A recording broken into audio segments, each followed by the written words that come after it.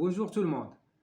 Toujours en liaison avec les vidéos que j'ai fait sur le dossier du Sahara, aujourd'hui, on va dévoiler pourquoi le mouvement Polisario est qualifié de front stupide. Restez sur place.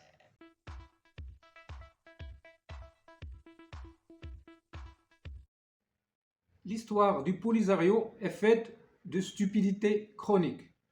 Ce mouvement, on le sait, a été créé initialement pour combattre l'occupation espagnole, à l'instar de tous les mouvements de résistance qui ont fait apparition partout au Maroc, que ce soit au Rif à partir de 1921 sous la conduite du légendaire Abdelkrim Khattabi, héros de la bataille d'Anoual, ou au Moyen Atlas sous la conduite du lion Mohamed Zayani, héros de la bataille d'El-Hri, ou encore le lion Assou Oubslem, héros de la bataille de Bougafer, initié avec les tribus d'Atatta, sans oublier les autres batailles qu'a connues le Maroc, en ne citant que celle de Boufkran ou celle de Sidi Bou Othman.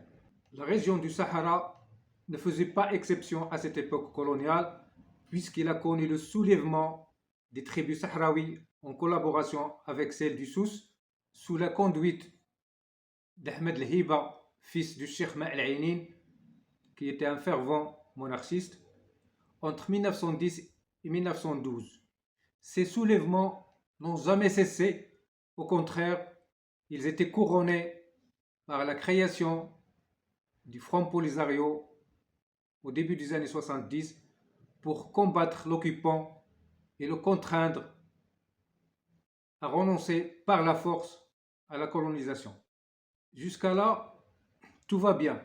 Mais la stupidité du Polisario va commencer lorsque celui-ci a succombé à des manipulations externes, notamment celle de la puissance coloniale, qui comptait fixer le clou de Juha, comme dit-on en arabe, en faisant promesse au Polisario de quitter le territoire à condition que celui-ci ne fasse pas rattachement ni à la Mauritanie ni au Maroc. Le Polisario était alors constitué de simples bédouins, caravaniers, naïfs, mais acharnés, guidés par une élite formée à la manière communiste et animée par le rêve d'instaurer un régime républicain, révolutionniste et progressiste. Le Polisario a donc facilement mordu l'hameçon et accepte stupidement la proposition espagnole sans avoir aucune lecture géopolitique de la région et sans se poser la question si le Maroc sera disposé à céder la moitié de son territoire à une population qui comptait environ 40 000 habitants, ce qui ne représentait même pas la taille d'une petite ville du Maroc, et sans tenir compte des liens d'allégeance qui liaient ces tribus à la monarchie marocaine à travers l'histoire, et en ignorant que les frontières historiques du Maroc s'étendaient au-delà du territoire sahraoui pour atteindre le fleuve du Sénégal, notamment pendant l'ère des Almoravides et des Almohades.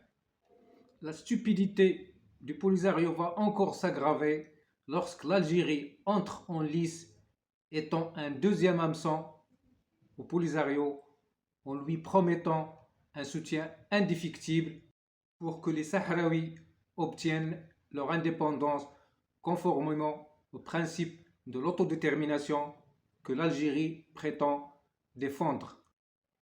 Le Polisario, avec sa stupidité reconnue, a encore avalé l'hameçon sans se poser les questions les plus élémentaires. Pourquoi l'Algérie fait tous ces sacrifices et dépense tellement d'argent pour financer les lobbying, pour introduire le Polisario dans l'Union africaine et dans les différentes instances internationales, en finançant aussi l'hébergement et les déplacements des manifestants séparatistes.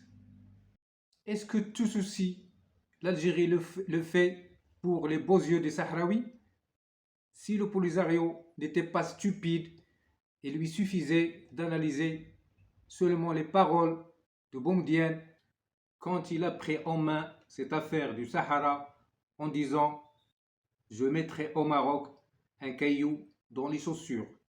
Ceci était suffisant au Polisario pour comprendre que c'est le Maroc qui était au centre des pensées de Boumedienne et non pas les Sahraouis. Mais malheureusement, le Polisario a accepté d'être réduit à un instrument au service des caprices des dirigeants algériens. Si encore le Polisario n'était pas stupide, il se poserait la question pourquoi l'Algérie, conformément à sa constitution, ne fait ni financer ni armer les autres mouvements indépendantistes à travers le monde, autant qu'il le fasse avec le mouvement Polisario. Vous pouvez trouver des chars, des armes lourdes algériennes chez le Polisario, mais pas un seul fusil chez les autres mouvements indépendantistes éparpillés à travers le monde, y compris chez les Palestiniens qu'ils prétendent être les fervents défenseurs et qui sont aujourd'hui en guerre et ont besoin de tout soutien. Sachant qu'ils ont toujours l'habitude de faire un parallèle entre la cause palestinienne et la soi-disant cause sahraoui. Mais la stupidité du Polisario ne le laisse pas comprendre que l'Algérie fait tout ceci parce qu'elle veut le Sahara pour elle-même et non pas pour les Sahraouis, et qu'elle cherche seulement à couper ce territoire du Maroc et créer une entité fantoche à la tête de laquelle elle mettra un personnage lié à l'état-major algérien et dépourvu de tout pouvoir à l'image de Ben Battoche, ce qui permettra à l'Algérie d'avoir une issue sur l'Atlantique en se foutant du sort des Sahraouis qui auront alors le rêve d'une moindre recette d'autonomie. L'idée même du peuple sahraoui est une invention stupide, car pour parler du Sahara, il faut parler du vaste territoire qui s'étend de l'Atlantique jusqu'à la mer Rouge, et non pas seulement du territoire qui fait partie du Maroc. Donc, en résumé, tout le combat pour les Aryens est un combat stupide. Et s'il y a une performance qu'on peut mettre à l'actif de ce mouvement, c'est qu'il a réussi à commettre la stupidité la plus chère, du moins en Afrique, en termes de l'argent gaspillé, des personnes qui y ont laissé leur vie et de ce canton volé de la vie des séquestrés de Tindouf, tout simplement pour une poignée de dirigeants qui tirent profit de l'affaire et qui mènent une vie luxueuse et bénéficient des excursions payées à travers le monde.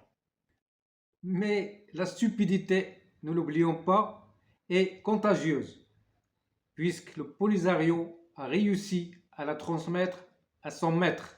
Lorsque l'Algérie, qui se croit stupidement être la puissance régionale, estime qu'il peut sanctionner tout pays reconnaissant la souveraineté marocaine sur le Sahara. Elle procède au retrait de son ambassade la journée et le retourne la nuit. Ou tout dernièrement, lorsqu'elle a essayé de mettre le représentant du Polisario dans une caisse pour l'infiltrer au sein du forum de TICAD pour lequel il n'était pas convié, ce qui a fait de la diplomatie algérienne une comédie parfaite.